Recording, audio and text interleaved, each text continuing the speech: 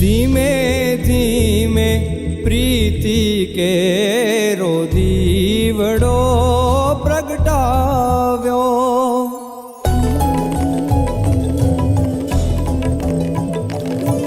ધીમે રે ધીમે ધીમે ધીમે ધીમે ધીમે ધીમે પ્રીતિ કેરો દીવડો પ્રગટાવ્યો.